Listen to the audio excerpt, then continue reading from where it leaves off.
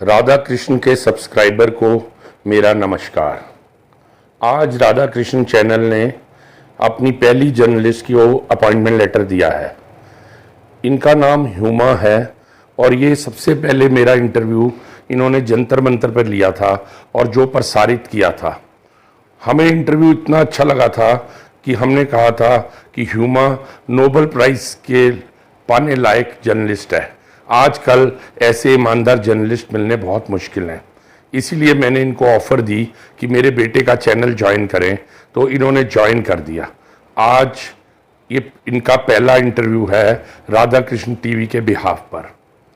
यहाँ पर देव मौजूद हैं।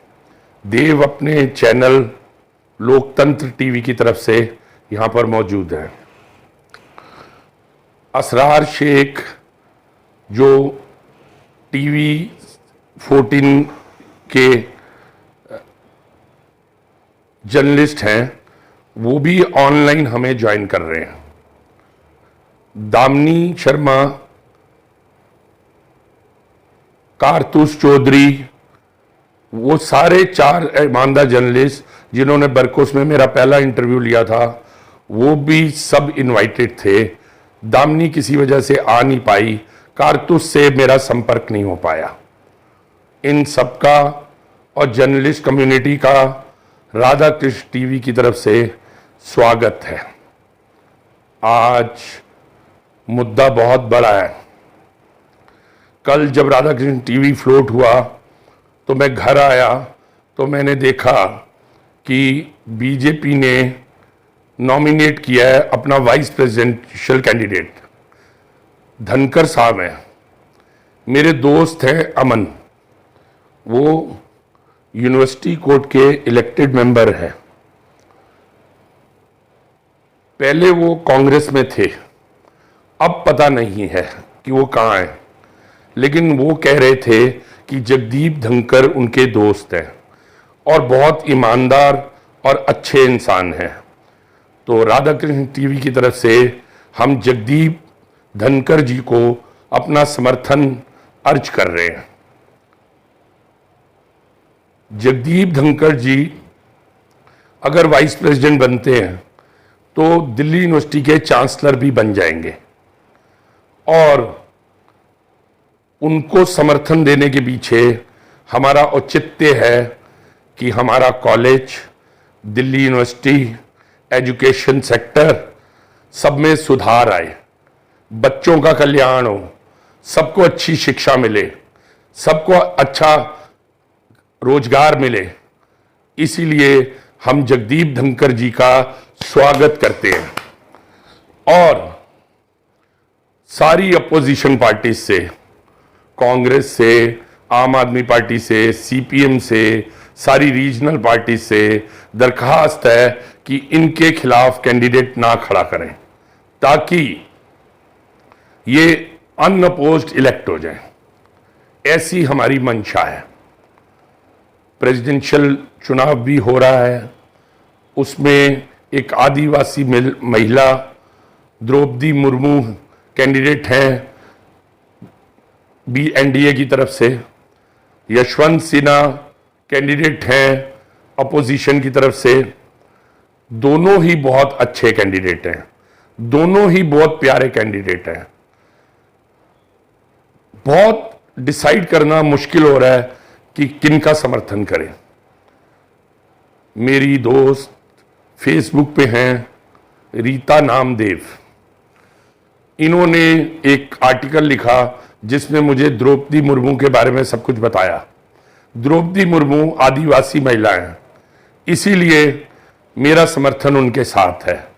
मेरी रिक्वेस्ट है यशवंत सिन्हा जी से कि वो कॉन्टेस्ट से विड्रॉ कर लें और द्रौपदी मुर्मू को भी अनअपोज्ड इलेक्ट होने दें, ताकि देश के विकास के लिए हम काम करें, देश को आगे बढ़ाने के लिए हम काम करें। सिर्फ राजनीति के लिए लड़ाई ना करें, राजनीति की वजह से लड़ाई ना करें। जो अच्छे इंसान हैं वो किसी भी पार्टी में हो सकते हैं, जो बेईमान हैं, दलाल हैं, करप्ट हैं, वो भी किसी पार्टी में हो सकते हैं। आज समय की मांग है, एक तरफ सारे ईमानदार लोग आ जाएं, चाहे वो बीजेपी के हैं, चाहे वो कांग्रेस के हैं, चाहे वो सीपीएम के हैं, चाहे वो किसी भी रीजनल पार्टी के हैं, और सब बेईमानों को, दलालों को एक जगह इकट्ठा करके उनकी पिटाई की जाए। ऐसी हमारी मंशा है। तो राधा कृष्ण टीवी से हम सबकी अपील कर रहे हैं कि प्रेसिडेंट के लिए द्रौपदी मुर्मू और वाइस प्रेसिडेंट के लिए जगदीप धनखड़ को हमारा समर्थन है। इनको भारी बहुमत से विजयी बनाएं। उसके बाद देव सामने बैठे हैं। एक बहुत दुखदायक खबर इन्होंने मेरे को आज बताई। इन्होंने मेरा एक इंटरव्यू लिया था यूजीसी ऑफिस के बाहर। उस इंटरव्यू पे नंदिता नारायण का भी लिया था, भागी जी का भी लिया था, मेरा भी लिया था, 2 और लोगों का भी लिया था। उन्होंने अपनी एडिटोरियल पॉलिसी के चलते नंदिता का इंटरव्यू 17 मिनट की जगह सिर्फ 2 मिनट का कवर किया। मेरा पूरा डाला, भागी जी का भी ऑलमोस्ट पूरा डाला, लेकिन नंदिता इस बात से क्षुब्ध होगी। 4 साल से देव उनका इंटरव्यू कर रहा था, लेकिन इसके बाद अभी पीछे देव उनका एक इंटरव्यू करने गया तो उन्हें कहती हैं तू मनमोहन का कुत्ता है। मैं एक शिक्षित महिला से ऐसी उम्मीद नहीं करता था। ये बहुत ही गलत है। हमारे कॉलेज में भी इनका नेगेटिव रोल रहा है। मेरा सीपीएम से दरखास्त है, डीटीएफ से दरखास्त है कि इनको एक्सपेल किया जाए।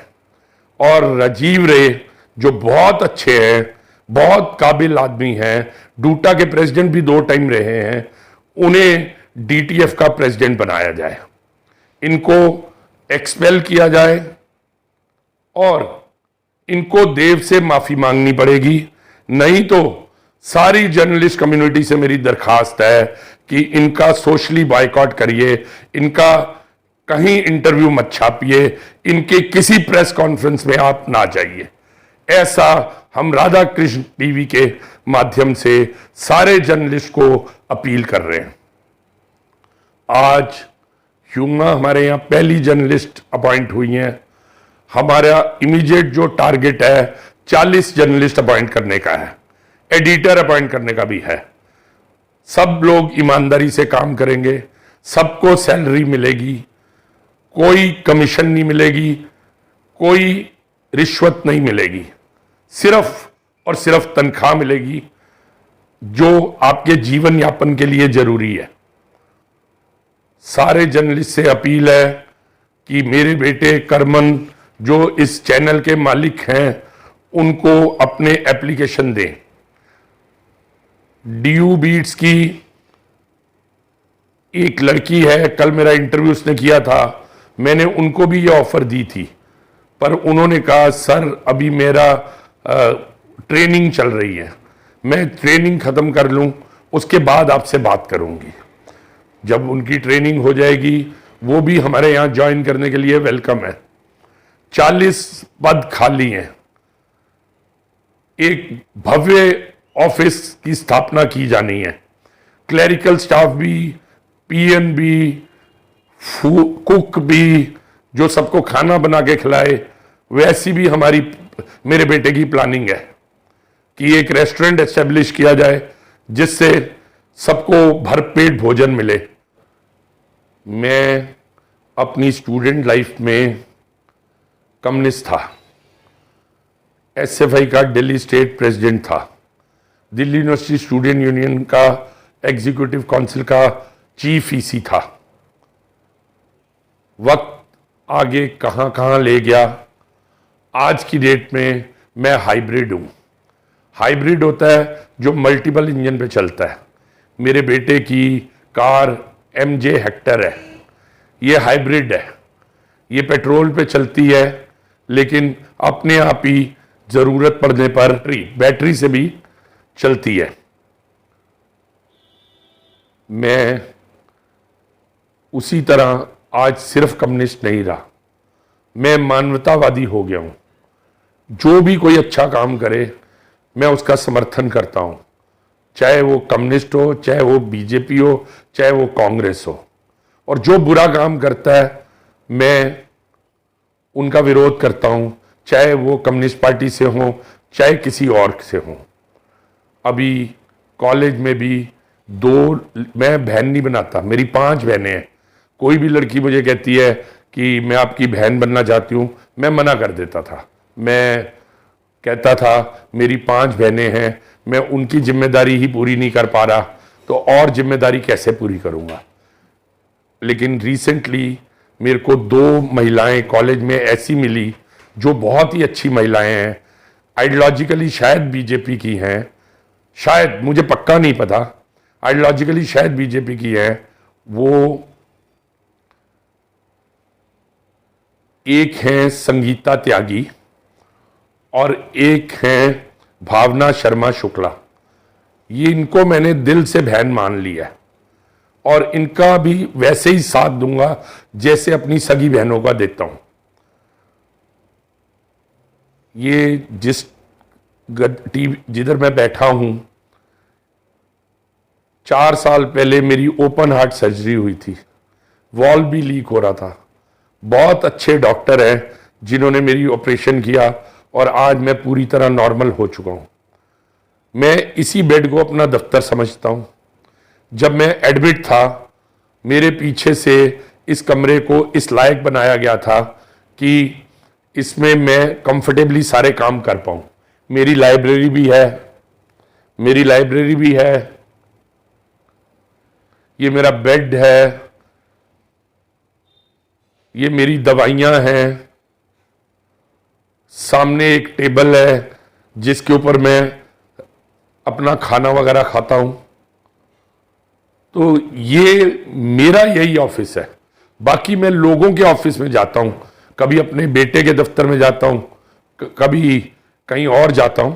मेरा यही दफ्तर है और इसी बेड पे मेरी मां ने मेरे सामने दम तोड़ा था। तो मेरी इच्छा है, भगवान पता नहीं क्या कराएगा, पर मेरी इच्छा है कि मेरी मृत्यु इसी बेड पे हो। एक और बात कहनी थी, इससे पहले भी एक बहुत काबिल राष्ट्रपति हुए अब्दुल कलाम आजाद, तब भी मैं चाहता था उनका यूनानिमस सिलेक्शन हो, लेकिन तब भी सीपीएम ने उनके खिलाफ एक महिला उम्मीदवार उतारी थी जो बहुत काबिल थी। सुभाष चंद्र बोस की आर्मी की शायद ऑफिशियल थी, लेकिन बात राजनीति की नहीं हो रही, बात मानवता की हो रही है। साइड लेने की बात नहीं हो रही। हम जो भी शांति के प्रतीक हैं हम उनके साथ हैं, और जो भी युद्ध के प्रतीक हैं हम उनके खिलाफ हैं। काजलदा याद आ रहे हैं, उनके गाने याद आ रहे हैं।